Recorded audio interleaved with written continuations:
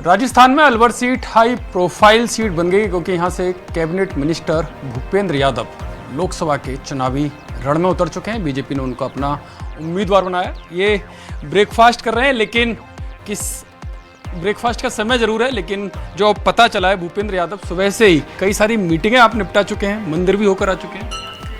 हाँ, मेरा दिन जल्दी शुरू होता है और जल्दी सारे विषय को करता हूँ। मंदिर तो नहीं, एक सामाजिक संगठन की मीटिंग थी, वहाँ पर जाकर आया। तो क्या किस तरह का माहौल आपको मिल रहा है? माहौल बहुत पॉजिटिव है। इस समय पूरा देश मोदी की गारंटी को समर्थन दे रहा है और ये जनता का बहुत बड़ा आशीर्वाद प्रधानमंत्री नरेंद्र मोदी जी के लिए है। मैं तो प्रत्याशी के रूप में हूँ, समर्थन उन्हीं को मिल रहा है।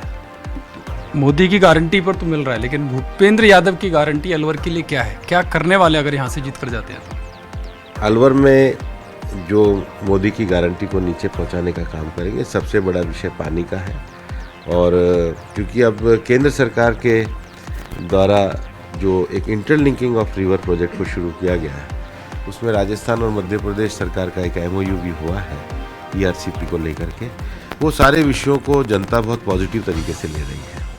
अलवर जिस प्रकार से 10 साल में एक्सप्रेसवे से जुड़ा है, मेडिकल कॉलेज से लेकर सारी सुविधाएं आई हैं, अब लोगों को ये विश्वास होने लगा है कि प्रधानमंत्री जी के अगले कार्यकाल में विकास की परियोजनाएं नीचे तक पहुंचेंगी।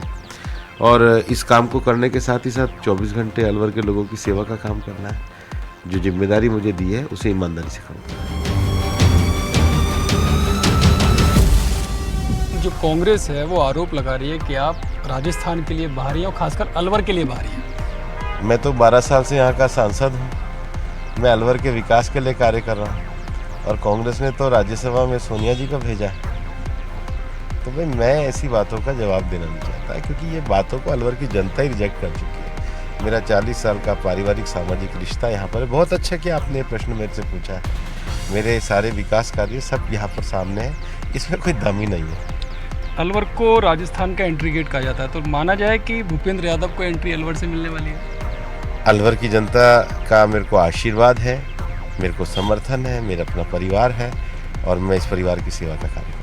भगवान जगन्नाथ की शरण में एक रणनीतिकार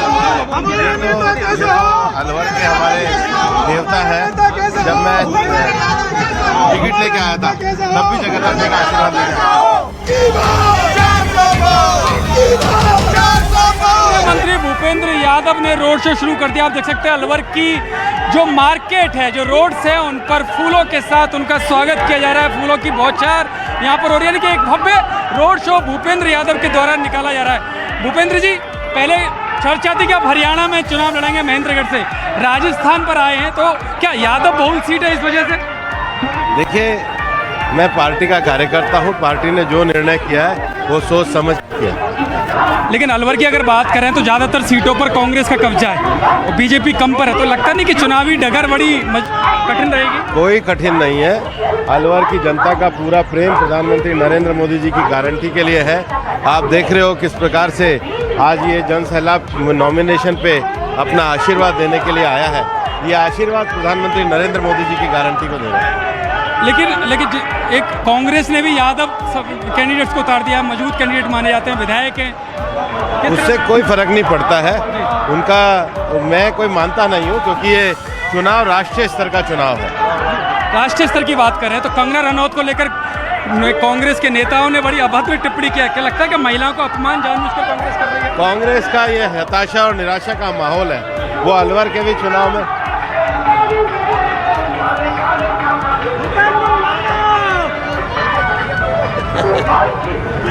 वो अलवर का जो चुनाव है, ये अलवर का चुनाव जो है पूरी तरीके से राष्ट्रीय मुद्दों के ऊपर है और हम राष्ट्रीय मुद्दों पर ही पूरे चुनाव को लड़ रहे हैं। यानी कि राष्ट्रीय स्तर पर अलवर दिखाई देगा। निश्चित रूप से मोदी जी की गारंटी अलवर के हर गांव तक पहुंचेगी। सुबह से लगातार बीजेपी प्रत्याशी भूपेंद्र यादव प्रचार में लगे हुए हैं। अभी एक स्वीट्स की दुकान है अलवर में, यहाँ पर आ गए हैं, अपने कार्यकर्ताओं को कुछ खिला पिला रहे हैं क्योंकि सुबह से ही मेहनत कर रहे हैं। भूपेंद्र जी, एक नारा चल रहा है यहाँ पर, मैंने देखा, दिल्ली में नरेंद्र और अलवर में भूपेंद्र। क्या लग रहा है कि नारा जो गारंटी भी आप मोदी की गारंटी कह रहे हैं, कार्यकर्ताओं के सर तो चढ़ के बोल ही रहा है, क्या आम जनता में भी जाएगा? आज तो जो नॉमिनेशन में आए सब आम जनता ही है। हमारे यहाँ तो फसल का बड़ा भारी समय होता है और फसल कटने में कोई गांव छोड़ता ही नहीं है। लेकिन आपने देखा होगा कि लोग सारा काम छोड़ करके आज आशीर्वाद देने के लिए गांव से लेकर शहर तक सभी लोग आए हैं और अलवर की जनता का ये आशीर्वाद, मोदी की गारंटी को आशीर्वाद। अलवर का केक भी यहाँ पर है, लस्सी की भी मिठास भी आपको मिल रही है।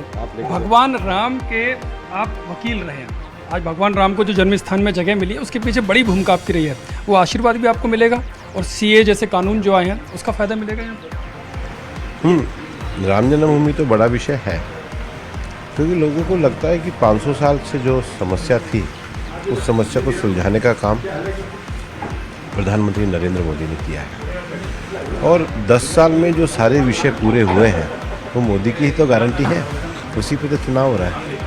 यदुवंश माने जाते हैं, यादवों का ये गढ़ है यादव समाज का, तो एक माहौल भी देश में बना हुआ है कि श्री कृष्ण जन्मभूमि पर अब वो भी मुक्त होनी चाहिए। पहली बार कोई आज़ाद भारत का प्रधानमंत्री जन्मभूमि गया तो वो प्रधानमंत्री नरेंद्र मोदी, तो आपको लगता है कि वो भी समय आ गया, अब बारी है कृष्ण भूमि?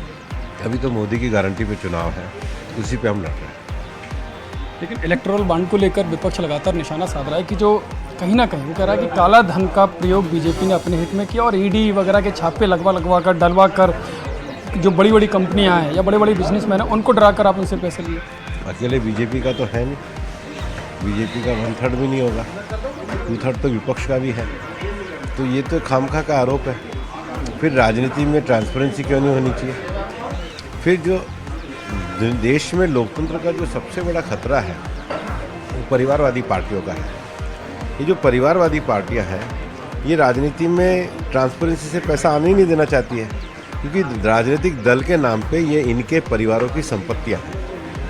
कोई सी पार्टी हो, जब पिता का उत्तराधिकारी पुत्र, पुत्र का उत्तराधिकारी पुत्र आता है तो नेचुरली कि वो होती तो पार्टी है, लेकिन विरासत और वसीयत में लिखी हुई आती है।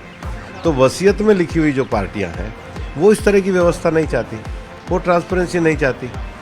इलेक्टोरल रिफॉर्म एक ऑनगोइंग प्रोसेस होता है, न्यायालय के निर्णयों के बाद ये हमेशा ऑनगोइंग प्रोसेस होता है, लेकिन इलेक्टोरल रिफॉर्म होना चाहिए, ट्रांसपेरेंसी आनी चाहिए, वाइट मनी होनी चाहिए। इनफॉर्मल इकोनॉमी से फॉर्मल इकोनॉमी की ओर बढ़ना चाहते हैं तो हमारी राजनीति में भी पैसा स्वच्छता से आना चाहिए, ये हमारी पार्टी का लक्ष्य है।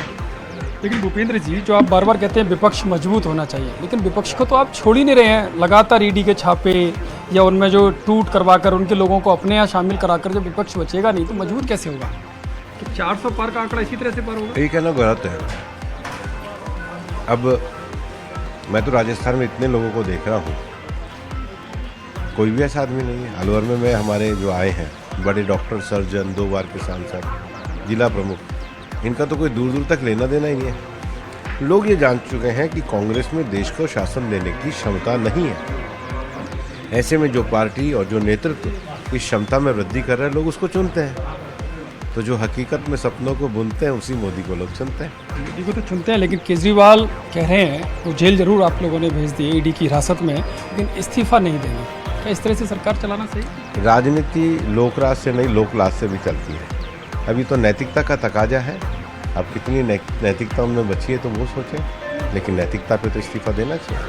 एक बड़ा मामला हो रहा है, कंगना रनौत का सामने आया, लग रहा है कि जो कांग्रेस पार्टी है उसके नेता हैं वो जानबूझकर महिलाओं का छोटेपन की राजनीति, छोटे बयान, छोटी चीज़ें, ये हमेशा देश को नुकसान पहुंचाती है और कांग्रेस की राजनीति देश को नुकसान पहुंचाने वाली है।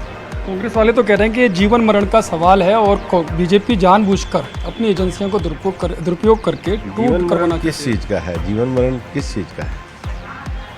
किसका? ये तो लोकतंत्र की चलने वाली प्रक्रिया होती है और लोकतंत्र के चलने वाली प्रक्रिया में सभी को लोगों का समर्थन लेना चाहिए, छोटी बयानबाजी नहीं करनी चाहिए। एक बड़ा आरोप और आप लोगों पे लगता है कि आप मुद्दों से ध्यान भटकाने के लिए मोदी की गारंटी का नाम लेते हैं। महंगाई इतनी चरम पर है, बेरोजगारी इतनी चरम पर है, आप लोग उसकी बात ही नहीं करते। अगर आप EPFO के डेटा देखेंगे तो रोजगार क्षेत्र में वृद्धि हो रही है, अगर ESIC के डाटा देखेंगे तो रोजगार क्षेत्र में वृद्धि हो रही है, अगर आप PLFS के डाटा देखेंगे, पीरियोडिक लेबर फोर्स सर्वे के, तो देश में अनएम्प्लॉयमेंट जो है, रोजगार जो है वो उपलब्ध हो रहा है, अनएम्प्लॉयमेंट में कमी आ रही है। और ये तो वो डाटा है जो भारत में लंबे समय से विकसित की गई एजेंसियों के हैं। तो ये विपक्ष के आरोप से तो काम नहीं चलेगा। जो तथ्य हैं वो तो ये है कि देश में रोजगार के अवसर बढ़े, और जब अर्थव्यवस्था का आकार बढ़ता है तो भी रोजगार के अवसर बढ़ते हैं।